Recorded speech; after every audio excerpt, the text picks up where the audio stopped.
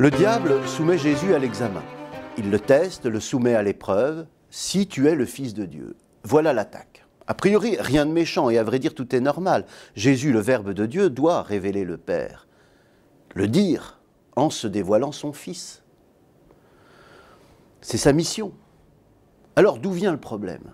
Pourquoi l'examen de ce diable serait-il forcément infernal?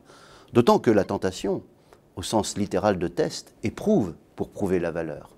Un bon éducateur soumet son enfant à des défis, des examens pour le faire grandir, afin qu'il actualise toutes ses potentialités.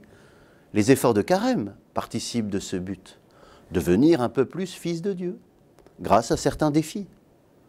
D'où vient donc le mal?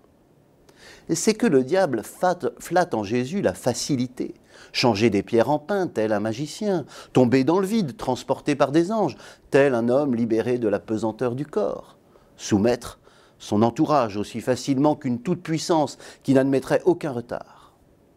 Le Dieu dont le diable voudrait faire de nous des fils est un Dieu magique, cédant à tous nos caprices, un Dieu à notre service, au service de notre soif de pouvoir.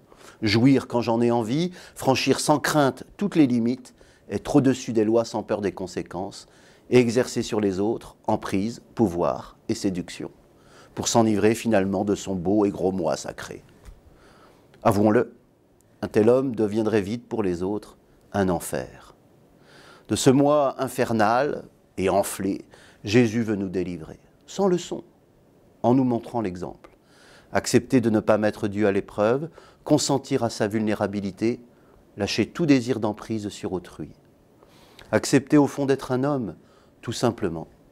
Consentir à n'être qu'une créature et laisser Dieu être Dieu, lui faire confiance et obéir.